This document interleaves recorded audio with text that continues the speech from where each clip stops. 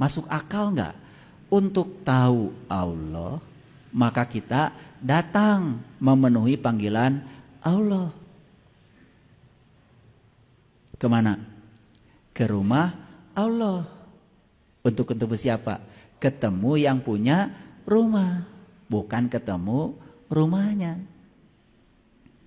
Kalian waktu pergi ke sana, ketemu yang punya rumah atau rumahnya?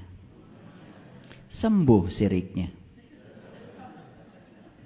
Kok ketawa? Sembuh apa tidak?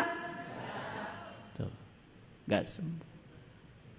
Makanya semua perintah haji selalu di awal dia ikuti dengan faiza afadtu min arafah fazkurullah. Faida qadaitu manasikakum fazkurullah. Selalu begitu. Setiap perintah haji selalu perintah berikutnya ingat Allah.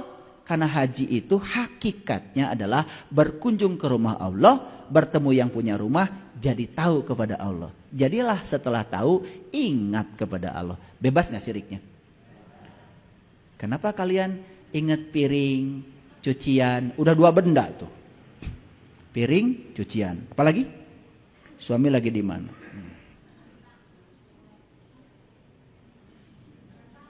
Hah? Oh, hutang. Cicilan masuk ya ketika sholat. Luar biasa. Udah berapa itu? Itu bukan mendua lagi, mengempat, menglima, mengenam. Maka itu yang dikatakan di dalam surat Al-Kahfi.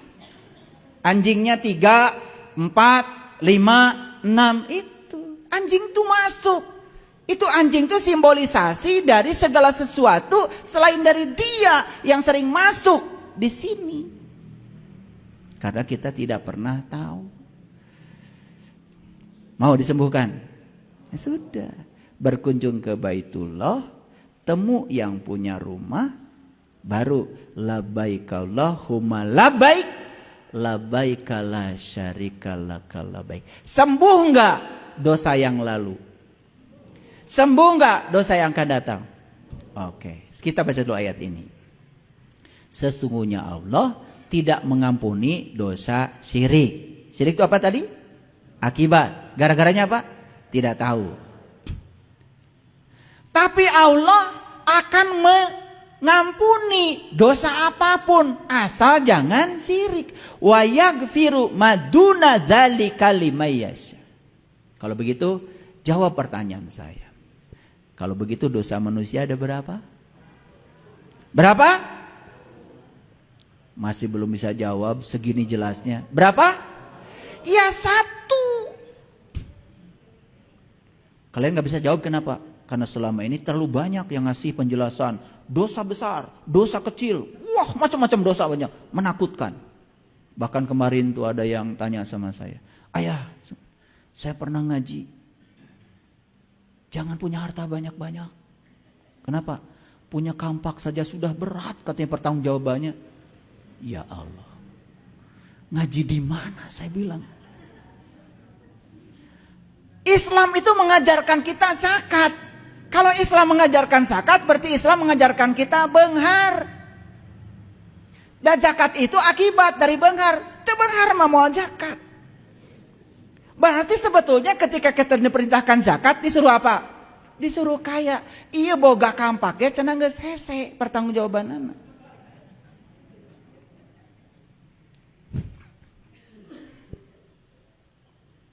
Saya tanya, ngajinya masih lanjut? Udah enggak ya? Kenapa? Teu kaharti. Bagus, saya bilang berarti rada cerdas etik. Lanjutkan dulu. Jangan ketawa-ketawa dulu. Belum, nanti ketawanya belakangan. Mentertawakan diri sendiri nanti lebih lebar lagi. Makanya ngaji itu tahap pertama masuk sini Betul? Ngaji yuk ke Cimahi. Macet. Teu boga ongkos. Tebih. Sieun lapar. Setelah naik lagi kelasnya.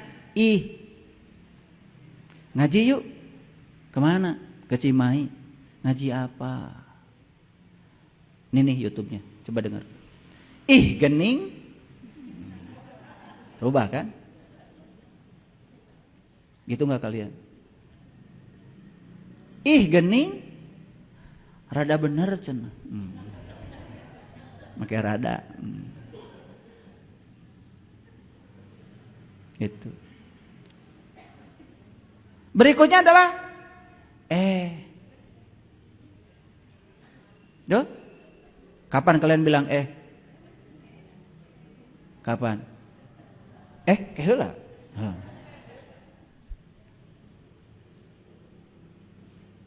Kadang-kadang bilang tuh mencemooh. Tapi saya percaya yang awalnya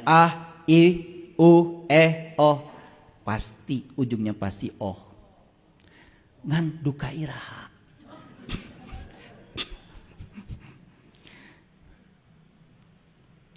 Ujungnya tuh tuh di sini tuh.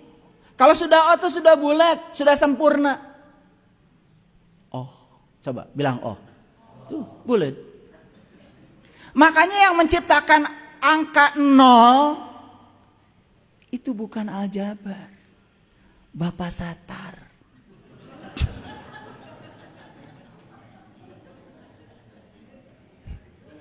Iya, itu tercipta di Cicadas. Cing cangkeling manung cingkleng Cineten. Plus kakolong Bapak Satar buleneng. Maraneh teh asup kakolong dunya teh sing pangijeung. Jadi di mana Bapak Satar teh ayeuna? Tah di dieu. Lamun masih kene bingung. Komo. Awal itu. Masih cegekan. Kalau sudah tah sudah buleneng. Geus panggih jeung Bapak Satar. Kabayang enggak kalau 0 dihilangkan dari semesta? Boga duit 10.000, tamat 0 hiji. Bisa jalan-jalan. Betul enggak? Betul enggak? 100.000 tambah dari 0 hiji weh. Bisa piknik. Betul Pak Tir? Ditambah 0 hiji eta asalnya ti warteg langsung asup ke restoran Jepang. Dahar sehat. Betul enggak? Tidak ditambah 0. Makanya kalau mau ngirim duit sama saya cuman satu sarannya, tolong dong 0-nya yang banyak. Kenapa? Karena 0 itu lambang dari buleneng. Kalau 0-nya sudah banyak berarti sudah ikhlas. Kalian kadang-kadang ngomong gak jelas. Ayah gak apa-apa ya nyumbang. Sedikit juga yang penting ikhlas. Nu ikhlas mah loba.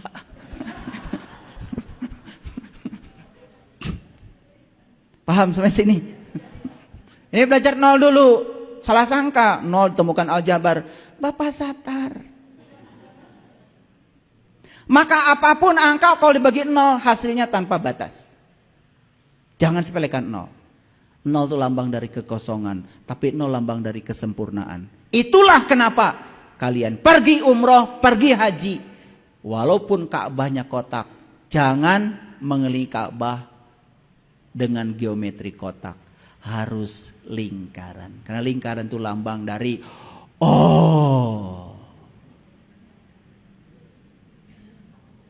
Nges nepi kadinya. Kenapa memutari Ka'bah 7 putaran?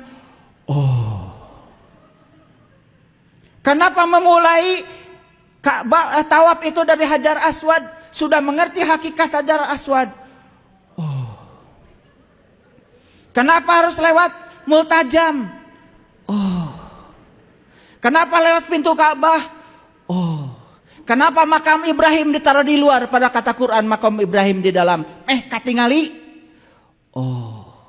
Kenapa harus lewat Hijr Ismail? Kenapa harus istiqlam di Rukun Yamani? Kenapa harus baca Rabbana atina fid dunya hasanah wa fil akhirati hasanah wa qina azaban wa adkhilna jannata mal abrar ya aziz ya ghafar ya rabb. Tersungkur di situ melaksanakan sholat tawaf. Gitu enggak kalian? Acan. Tong dijieun-jieun. Can ngarti maneh teh. Kekara muter wungkul. Gimana caranya? Itu semua simbol-simbol. Simbol-simbol untuk meniti ke dalam diri. Temukan lingkaran di sini. Temukan Hajar Aswad di sini. Temukan Multajam di sini. Temukan Makom Ibrahim di sini. Temukan pintu Baitullah di sini. Temukan Hijr Ismail di sini. Temukan Rukun Yaman di sini. Begitu sudah ketemu semuanya di sini, baru geningan. Pantesan Bapak Satar bulan cincang keling manu cingkleng cineten los kakolong Bapak Satar. Itu lagu Marifat. Cing gera eling atuh maneh teh sing panggih anu cineten dina diri maneh. Awas ibu-ibu jangan mikir kemana-mana. Begitu saya bilang cineten langsung naon. Cineten itu bahasa Qur'annya adalah Allahu la ilaha illa huwal hayyul qayyum. Allah tiada Tuhan selain Dia yang berdiri tegak mengurus semua kebutuhan makhluknya, tidak pernah meninggalkan satu sel pun dalam tubuh kita. Itulah cineten. Cinggera eling sing panggih nu cineten dina diri anjeun plus kakolong Bapak Satar bulenang sing panggih jeung nu buleud mandala kasampurnan dina diri. Itu di Quran sebut Rabbul Masyriqain Warbul Maghribain. Itu yang disebut dengan matahari ruhani. Geus panggih acan. Hebat gak lagu Cincang Keling? Baru tahu sekarang? Ay nyanyi teh baheula. Ngarti na kakaraeun. Ciluk ba ge teu ngarti teh baheula. Mawa ulin budak ciluk ba. Ada ciluk teh naon? Ciluk teh nur. Ari bate Baitullah. Ai Baitullah teh bumina Allah. Ari ba mah titiknya di handap. Ari nur mah nun mah titikna di jero. Sakrobah ba teh jadi nun. Lamun nun mati ketemu ba disebut nage iklab teh kolbu. Kade ulah dibaca nun, bacanya mim ngadengung sing aya getarna. Bukan min ba'di tetapi mim ba. Tuh, nun mati ketemu ba dengung ada getarannya. Siapa yang sudah menemukan nurullah dalam Baitullah, maka dia sudah disebut ahli ma'rifatullah. Disebutnya juga ahlul bait. Panggih tah jeung Bapak Satar. Hebat nggak leluhur kita? Diguar sedikit sama saya. Saya belajar agama itu luas. Supaya kita juga bisa menghargai kata-kata para leluhur kita yang luar biasa itu. Karena selama ini kita sangat menyepelekan kata-kata leluhur kita sendiri. Karena kepribadian kita sudah jadi kepribadian orang lain. Hilang jati diri kita sebagai bangsa yang sesungguhnya. Ulangi. Sesungguhnya Allah tidak akan pernah mengampuni dosa syirik. Tetapi Allah akan mengampuni dosa apapun yang selain syirik. Jadi yang harus kita urus dosa itu satu. Apa namanya? Kata siapa? Kata Allah dalam Al-Quran. Paham? Syirik itu apa tadi? Akibat apa sebab? Sebabnya apa? Temukan sebabnya. Sebabnya itu ternyata gara-gara saya tidak tahu. Masih ingat pertanyaan saya tadi? Kalau sekarang kita tahu, yang tidak tahu di masa lalu sembuh? Yang tidak tahu di masa depan sembuh? Luar biasa. Mari kita tanya Quran. Quran, kalau hari ini saya tahu, betul nggak sembuh yang lalu dengan yang akan datang? Mari kita lihat ayatnya. Ini Quran surat Al-Fat. Surat Al-Fat itu terjemahan yang sebenarnya dalam kamus. Al-Fat itu bukan kemenangan. Tapi Al-Fat itu keterbukaan. Kondisi terbuka. Kalau Al-Fatihah itu pembukanya. Kalau Al-Fatihah itu pembukanya. Kalau Al-Fat kondisinya setelah terbuka. Lihat saya. Kalau pintu itu dibuka, cetrek. Nah, kunci nate Al-Fatihah. Kalau sudah terbuka, molongpong, itu namanya Al-Fat. Kartos, sugan ada make contoh mah, gampil kartos. Kartos. Al-Fat itu kondisi terbuka, disebutnya keterbukaan. Ayo kita baca ayatnya. Inna fatahna laka. Sesungguhnya aku telah memberikan keterbukaan kepadamu. Fathah mubina, keterbukaan yang nyata. Siapa mu di sini? Siapa mu di sini? Ini Allah sedang bicara. Sesungguhnya kami telah memberikan keterbukaan kepadamu. Keterbukaan yang nyata. Siapa mu di situ? Yang sudah terbuka. Awas, yang belum jangan kegeeran. Ulangi dulu. Makanya supaya jelas ya, disimulasikan. Sesungguhnya kami telah memberikan keterbukaan kepadamu. Siapa mu di situ? Yang sedang mengalami keterbukaan. Berarti sudah terbuka? Sudah. Kalau dia sudah terbuka, berarti dia sudah tahu? Sudah. Kan kalau sudah terbuka sudah melihat dong. Kalau sudah melihat berarti dia sudah tahu. Berarti kalau dia sudah tahu, sudah sembuh dia dari dosa syirik. Sembuh. Kita lanjut ayatnya. Indah sekali ayat selanjutnya. Ayat yang kedua, Allah bilang, liyaghfirolakallah ma taqaddama min dambik wa ma ta'akhkhar. Allah akan memberikan ampunan kepadamu dari dosa yang lalu dan dosa yang akan datang.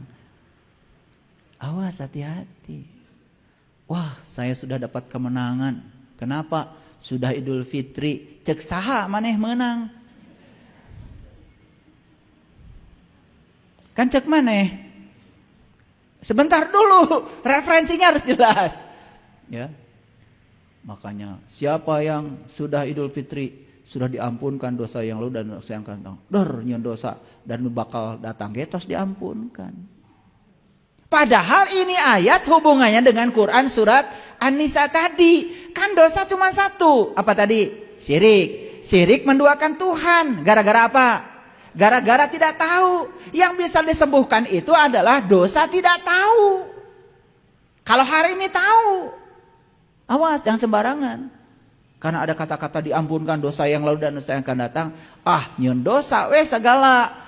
Dan nu bakal datang geus dihampura cenah. Itu salah kaprah ngajinya. Dosa tidak tahu yang diampunkan. Jadi ujungnya tauhid itu akan bermuara menjadi akhlak. Jadi tauhid itu bermuara menjadi akhlak. Akhlak tauhid. Nah, orang yang sudah bertauhid, akhlaknya tahaluk bi akhlakillah. Orang yang bertauhid kan gak mungkin bohong. Betul gak? Iya. Makanya ada yang bilang sama saya, kenapa? Katanya, saya itu mengatakan bahwa surga itu di sini saat ini sekarang. Lu kan kata Quran, pada saat langit dan bumi masih ada, pada saat masih bernafas. Kan kata Quran, masa saya harus bohong?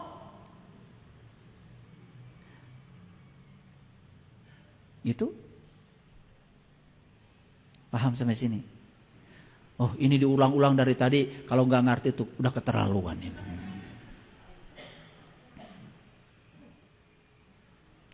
Jadi siapa yang mengalami keterbukaan saat ini? Apa kata Allah? Liyaghfirolakallah ma taqaddama min dambik wa mat. Aku ampunkan dosa yang lalu dan dosa yang akan datang. Dosa yang mana? Dosa tidak tahu menjadi tahu. Masuk akal? Ngaji itu harus saintifik. Harus masuk akal. Kenapa? Karena kita kan oleh Allah diberi akal. Kita suka ngomong manusia itu sempurna karena diberi akal. Iraha terus dipakena. Sampai sini ngerti? Lanjut. Bukan hanya itu hadiahnya dari Allah. Wa yutimma nikmatahu alaika. Allah akan sempurnakan nikmatmu. Sekarang saya tanya, berarti orang yang sudah terbuka penglihatan basyirahnya kepada Allah sudah dapat nikmat? Sudah. Kan gak ada nikmat lain kecuali bertemu dengan Allah. Kan sok ngomong gitu maneh teh. Yang nyiwit. Nikmat itu tidak ada kaitannya dengan nasi timbel, goreng jengkol, kulu petei, belum pada eueuh di Quran.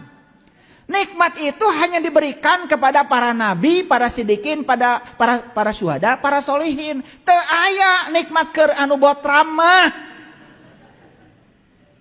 Cing tu sing areling. Ari botram mah ngeunah. Raos. Enak dan nikmat itu beda. Seperti bahagia dan senang. Beda banget. Kalau senang tuh mendapat, hari bahagia mah justru melepaskan. Beda. Arahnya sudah berbeda. Saya dapat uang, senang. Ku saya uang disimpan di bawah bantal. Apa bahagianya?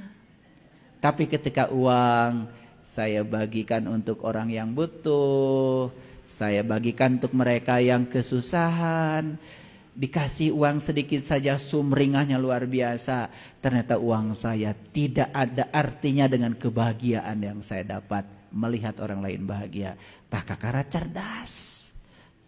Nu sokot neuneuh anu sok neuneuh duit di bawah bantal mah eta mah rek maraban kencit. Tahu kencit? Pernah lihat kencit? Eta nu boga duitna.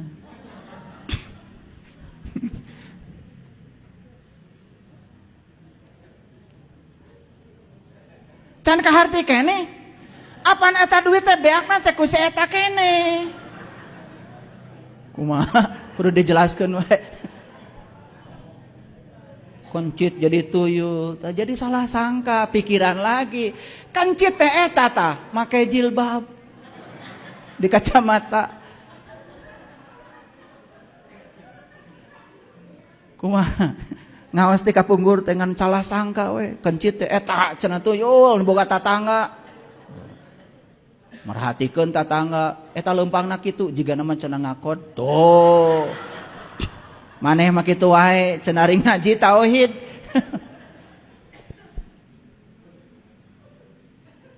Kartos. Tak kencit silahna gede. Sok dahar pada kencit mah. Jeung jengkol kabegina teh. Eta. Teruskan dulu. Awas ya, stop dulu ketawanya. Belum sampai. Kajian kita belum sampai ke judul, belum.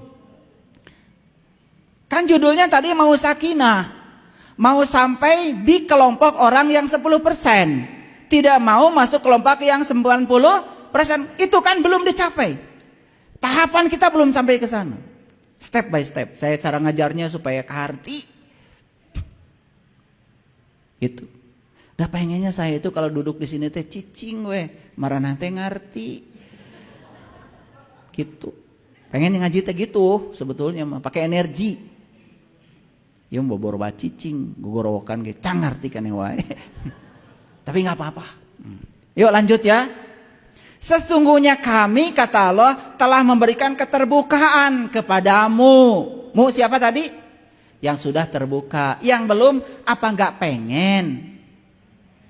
Masa nggak pengen? Hayang nutup wae. Nah untuk yang sudah terbuka kata Allah satu, liyaghfiralakallah, aku ampunkan dosamu yang lalu, bahkan dosa yang akan datang. Masuk akal? Yaitu tidak tahu tadi. Yang kedua, wa yutimma nikmatahu alaika, aku akan sempurnakan nikmatku. Begitu terbuka, brai, ninggal. Begitu ninggal itu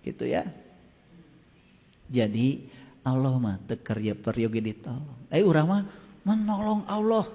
Saya menolong agamanya Allah. Agama mah teu kedah ditulungan.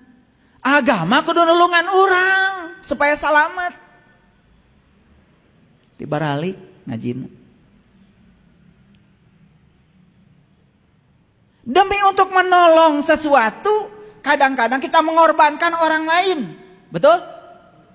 Menginjak-injak orang, menghardik orang, menyakiti orang, merusak kerusakan, membuat kerusakan. Aneh. Ada demo menolong Allah, tetapi yang terjadi adalah pertumpahan darah. Taman kota rusak ku saeta. Plakat-plakat, billboard yang rapi rusak di Baledogan. Teka harti saya mah. Teka otakan ku saya mah. Dan kalau orang yang menolong Allah mah tidak pernah bikin kerusakan. Adem bawaannya. Tidak ada kata yang keluar dari mulutnya kecuali ucapan damai dan mendamaikan. Ada orang sengsara, susah, auzubillah, minta tolong sama kita. Orang yang menolong Allah, ningali kasusahanana, ecekna menta nginjem duit, tong namut ibu, canak. Pernah gitu nggak? Pernah gitu nggak? Kumaha? Kamaran nawai itu ngaos. Nges pugu sangsara imah ge teu boga ngontrak nginjem duit urang loba. Malah nuak cangkeng. Erek di mana mayarna? Berapa we? Awas. Nges puguh matak nginjem ge teu boga. Da sabetulna mah hayangna teh menta ngan era. Cing atuh sing boga rasa rumasa nu beunghar teh. Tos canak we.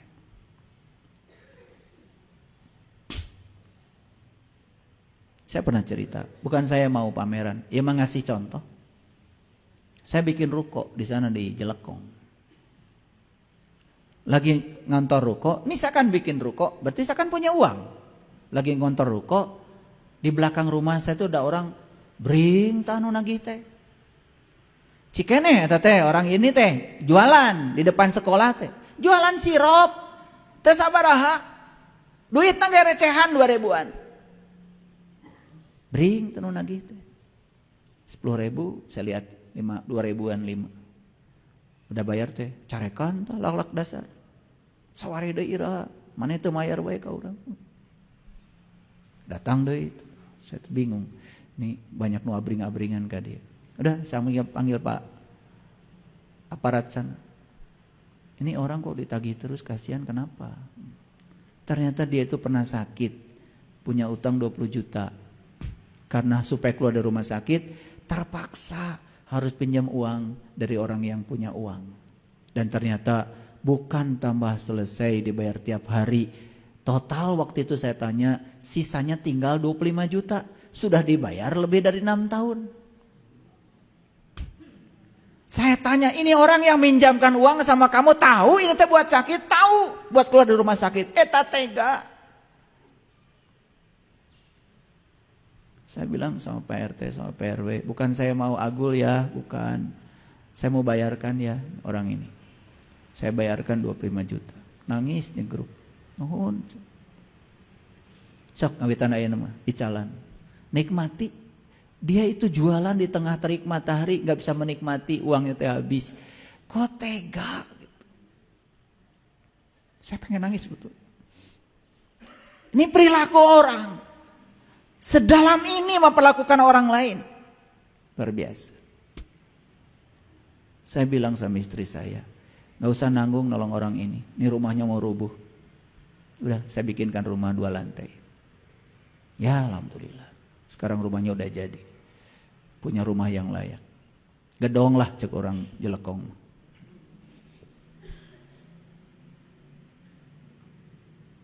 Itu fakta di depan mata. Saya pergi sama istri saya ke apotek Merdeka tuh di sana. Ada ibu-ibu sama anak cucunya terus milangan duit 2.000-an. Lihat resep, milang deui. Lihat resep, ngitung deui. Kata saya sama istri saya, sebetulnya dia itu lagi bingung sebetulnya. Itu duit 2.000-an bakal cukup ke resep. Ambil resepnya, bayar ke. Udah. Tong nanggung kalau nulung orang, udah dibayarkan resepnya, uihna ongkosan, mal cukup nu 2.000-an. Nangis nyegruk. Aya keneh cenah jalaman kiwari, jalaman nu peduli. Bukan, karena ini getaran dari dalam diri. Piraku orang ningali gitu. Piraku teu bisa maca. Gitu. Iman tuh itu, para sahabat, iman tuh itu, iman tuh akhlak. Iman tuh bukan pameran keyakinan, bukan ditulis di mobil, ya, ditulis bukan. La ilaha illallah enggak perlu ditulis di mobil, amalkan menjadi akhlakmu. Bismillahirrahmanirrahim enggak usah tulis di mobil, amalkan menjadi perilakumu. Itu. Kita tuh butuh pengamal Quran. Butuh itu, bukan penghafal. Udah banyak yang hafal. HP saya juga hafal 30 juz. Coba, gak percaya? Tanya HP saya. Hafal. Tapi dia tidak bisa mengamalkan Quran. Diam saja. Kita hari ini butuh orang-orang yang berani untuk mengamalkan Quran. Meletakkan dasar-dasar kebenaran dan keadilan. Itu yang kita butuh sekarang. Kita butuh contoh sekarang. Kasihan anak-anak yang kecil-kecil sekarang ini tidak hormat pada agama. Kenapa? Bukan tidak hormat pada agama.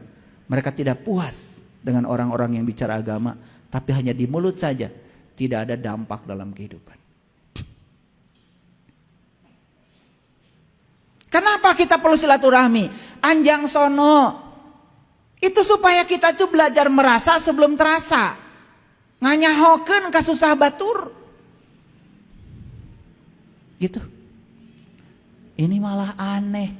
Berkunjung ke rumah sahabat yang kekurangan memamerkan anu dipika boga. Baju pangalusna teu mawa oleh-oleh. Rajen teh mawa baju genu serag teu kapake ku maneh bikeun ka batur. Rajen teh mawa dahareun da teu dahar di imah. Parag teuing loba teuing. Geus weureu bikeun ka batur. Maka di Quran dikatakan tidak disebut kebaikan kalau kamu belum bisa memberikan yang kamu cintai. Mere ka batur mah kudu nu alus. Lebaran jamana baju alus. Kade tong mere baju urut. Halus. Makanya saya kalau lebaran sama istri saya pergi ke sana Tanah Abang. Biar dapat yang bagus sekaligus juga murah. Jam 3 saya belanja subuh. Bukan buat saya. Setiap orang datang ke rumah kasih. Senang. Maranehna mah cantang tuh beli baju tiap bulan. Sebulan sekali gitu, setahun sekali cantang. Dianggo terus tah acuk teh. Kepangausan dianggo. Teu hayang gitu. Ngabahagiakan batur juga gitu. Itu namanya intan surullah yang surkum. Intan surullah yang surkum itu bukan membuat kerusakan di muka bumi, bukan menyakiti orang, bukan menebarkan kebencian atas nama agama dan Tuhan. Stop. Setuju gak dengan saya? Kita perlu pembaharuan. Betul gak? Supaya orang merasa nyaman bertemu kita. Itulah. Wayan surukallah nasron aziza.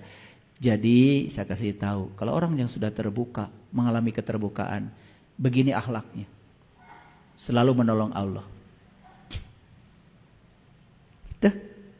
Nah, masuk ke ayat yang keempat. Inilah pusernya kajian kita. Kan tadi ingin jadi manusia 10%, bukan? Jika perlu jadi manusia 0%, no problem, gak ada masalah. Karena apa? Karena pikiran sudah tidak bermasalah. Maka ayatnya, lihat. Walladzi anzala sakinata fi qulubil mu'minin. Jadi kolbunya itu sudah sakinah, Sakinah itu artinya sudah mencapai titik mati. Sakinah dari kata sukun, sakana, yaskunu, sukun. Tahu sukun? Tanda sukun, tanda mati. Tahu orang mati? Orang mati mah emang gue pikirin. Jadi itu yang disebut dengan belajar hidup selagi belajar mati selagi hidup. Jadi kita sudah sampai pada titik di mana kita tidak lagi terganggu oleh pujian, tidak terganggu oleh hinaan. Sudah begitu belum? Sudah begitu belum? Kenapa? Satu penyebabnya, karena sampai hari ini kondisi batin kita masih tertutup. Kahartos di tengah waste. Jadi ketemu dengan saya, judulnya kan kajian. Kalau kajian ya mengkaji. Di sini bukan membaca. Kalau membaca udah pada pintar ya, silakan aja cari tempat lain. Kalau membaca tajwid, idgham, ikhfa, iqlab, silakan. Biar ada peran masing-masing. Itu juga bagus. Tidak ada yang buruk di semesta ini. Cuman masa mau baca terus? Ya toh, Quran ini kan surat. Kalau surat harus sampai sama kita pesannya kan. Lanjut. Nah, jadi orang yang sudah terbuka itu keuntungannya banyak. Satu, dosanya diampunkan yang lalu dan yang akan datang, terutama dosa tidak tahu. Dua, disempurnakan nikmatnya. Nikmat terbesar adalah berjumpa dengan jati diri kita yang sejati. Tiga, akan selalu dibimbing ke jalan Shiratal Mustaqim, jalannya orang yang dapat nikmat. Empat, dia akan selalu dimampukan untuk menolong Allah. Dengan cara apa? Menolong orang-orang yang butuh pertolongan. Makanya ada hak, ada kewajiban. Perhatikan saya. Mendapatkan uang, gaji itu hak. Tetapi setelah kita mendapat, kita punya kewajiban untuk membagikan berkah yang kita dapat kepada banyak orang. Itu yang namanya menunaikan hak dan kewajiban. Selama ini kita sebelah, haknya sudah didapat, kewajibannya tidak ditunaikan. Panen itu hak. Tetapi membagikan hasil panen pada orang-orang yang membutuhkan, kewajiban. Karena di balik harta yang diberikan kepada kita, ada titipan buat orang lain lewat kita. Karena Allah percaya kepada kita. Saya kasih tahu, memberi itu tidak pernah membuat kita menjadi miskin. Saya dulu tidak punya jamaah, nggak punya. Saya bikin masjid ini, tidak ada jamaah. Tanah di sini udah mahal. Itu rumah saya yang lama tuh, rumah saya. Sampai istri saya selalu saya bilang, rumah kok nggak diperbaiki ayah? Kok masjid terus diperbaiki? Saya bilang, masjid itu rumah Allah, punyanya Allah. Piraku, bumena Allah tidak lebih bagus dari rumah kita. Kita perbaiki dulu masjid ini. Ini buat masyarakat. Selesai bikin masjid ini, saya bikin sekolah. Ini sekolah gratis. Dan luar biasa. Banyak teman saya bikin sekolah unggulan, utangnya banyak.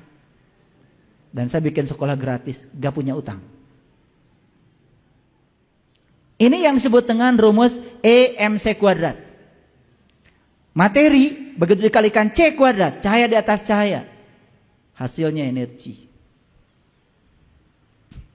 Saya sering diledek oleh teman-teman saya. Sekelas saya, konsultan pendidikan nasional, bikin sekolah unggulan bisa. Bayarnya mahal, bisa. Dan teman-teman saya sering bilang ini, Pak Saiful bikin sekolah gratis. Kayak kami nih bikin sekolah kayak gini. Saya bilang kamu utangnya banyak. Padahal udah ngambil iuran besar-besar dari masyarakat. Saya membebaskan iuran dari masyarakat, gak punya utang. Gimana caranya? Itu kalau udah tanya cara, itu bayar dulu dong. Enak aja, mahal ilmunya. Itu, jadi saya kasih tahu ya ibu bapak, tidak ada orang bangkrut karena memberikan perhatian pada orang lain. Hidup itu baru ada gunanya kalau kita sudah memayu hayuning bawono.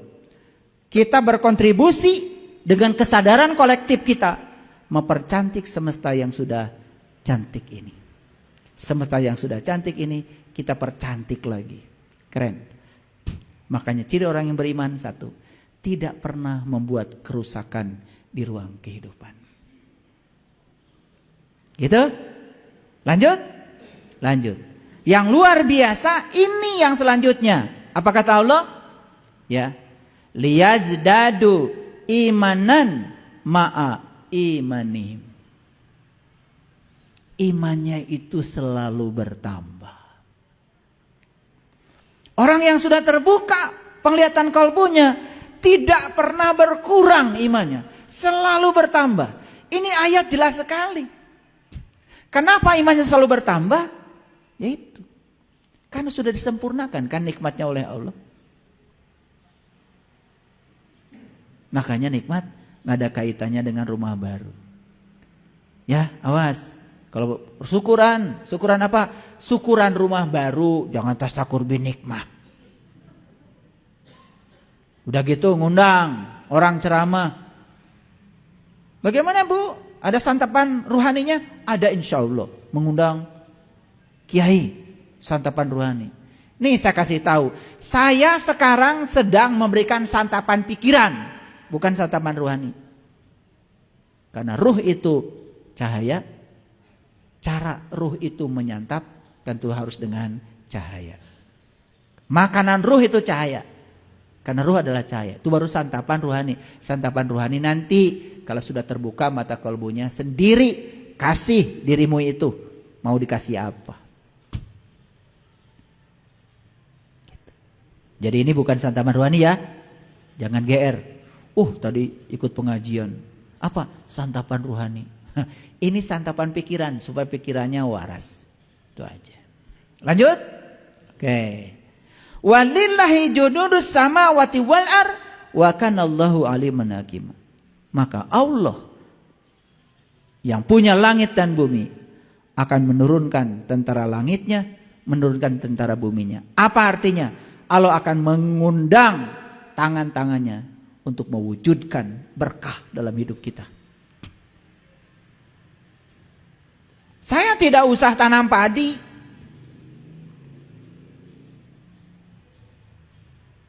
Ada Haji Asep. Setiap saya ngaji, tahu-tahu bagasi saya penuh aja beras. Jadi kalau kita memberikan berkah pada orang, maka Allah akan menjadikan semua tangan-tangan semesta yang di sini membawa berkah buat kita. Percaya sama saya. Jadi semuanya menjadi penuh berkah dan gratis. Jadi kalau hari ini mau minum kopi saja sulitnya setengah mati, ya Allah, berarti ada yang salah dengan hidupmu. Saya yang dulu waktu saya kecil susah makan karena apa? Karena makanannya tidak ada. Sekarang saya sudah berkelimpahan makanan, bahkan saya tinggal bilang kapan saya mau ditraktir makan. Yang mau traktir udah banyak daftarnya. Saya bingung waktunya. Lagian saya juga tidak terlalu banyak bisa makan. Saya makan pagi, makan buah. Kemudian saum, jam 1 saya makan nasi 2 sendok, nasi porang. Selesai saya saum lagi. Malam kalau ada kerjaan saya makan buah lagi. Kalau nggak ada ya udah tidur. Nggak makan lagi. Terus buat apa mau tidur makan? Nggak ada gunanya. Kan makan tuh memasukkan materi supaya jadi energi. Karena energi itu kemampuan untuk melakukan usaha. Kan mau tidur, buat apa makan? Ini kalian mau tidur makan nasi goreng sepiring mentung koma. Hese hudang. Betul Pak tidak? Iya. Kasihan tubuh kita dikasih beban yang luar biasa. Itu kita nggak sayang sama diri kita sendiri. Jadi menurut Allah di Quran, orang yang terbuka mengalami keterbukaan tuh keuntungannya begitu luar biasa. Yang terakhir, lalu Allah mengatakan Di ayat yang kelima, ya di ayat yang mohon maaf, di ayat tadi ya ayat yang keberapa?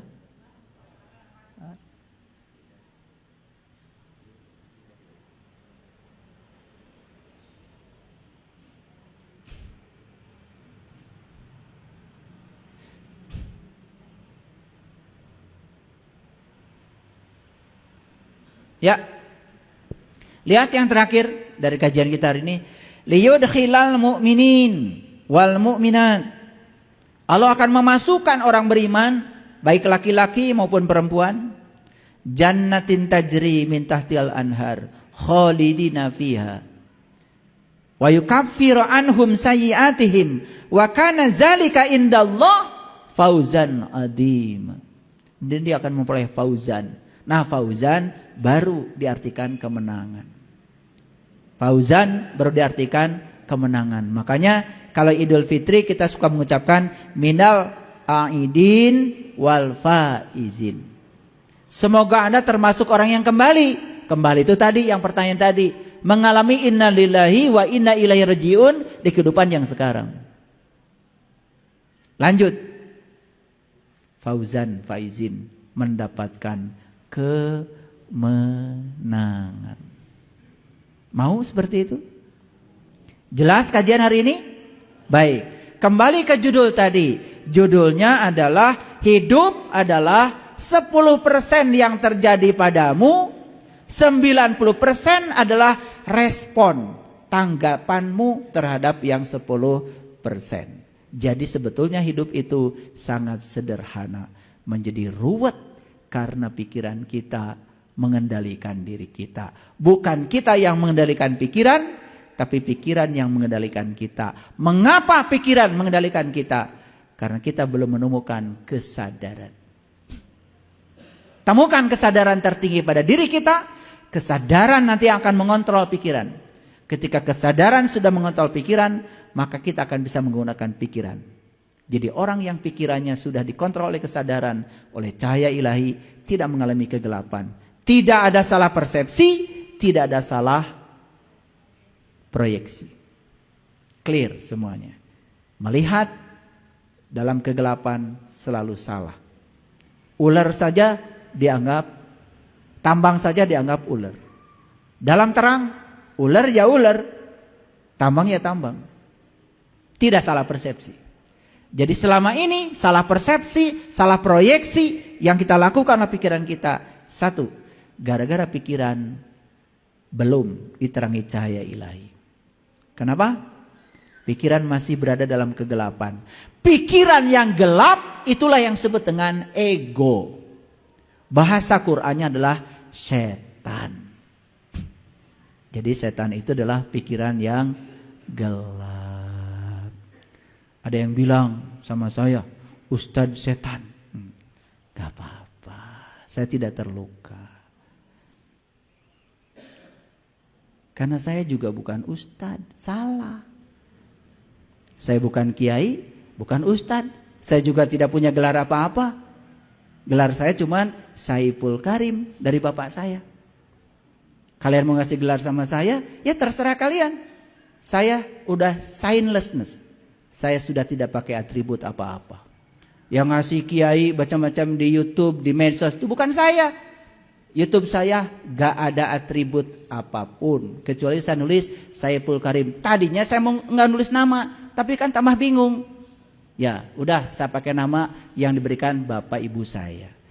Jadi saya ngasih nama sesuai dengan yang diberikan ayah ibu saya. Saya tidak tahu apa-apa, saya tidak bisa apa-apa, saya tidak punya apa-apa, saya pun bukan siapa-siapa. Kalau saya bicara seperti ini, saya hanya ingin membagikan sedikit hasil selam saya. Saya hanya seorang penyelam. Kenapa saya menyelam? Karena saya suka menyelam. Itu saja. Ada sedikit mutiara di tangan kiri saya, semoga bermanfaat. Cocok, ambil. Tidak cocok, pikirkan, renungkan. Itu saja kok. Yang namanya mutiara, kalau mau dipakai gelang, boleh. Dipakai kalung, boleh. Dilempar juga boleh. No problem. Tidak sama dengan saya pandangan, sudah, nggak usah berdebat. Karena saya tidak suka berdebat. Dan saya tidak pernah melayani perdebatan. Kalau mau belajar, ayo. Tapi kalau berdebat, pameran ilmu, itu sudah lewat. Itu masa lalu saya.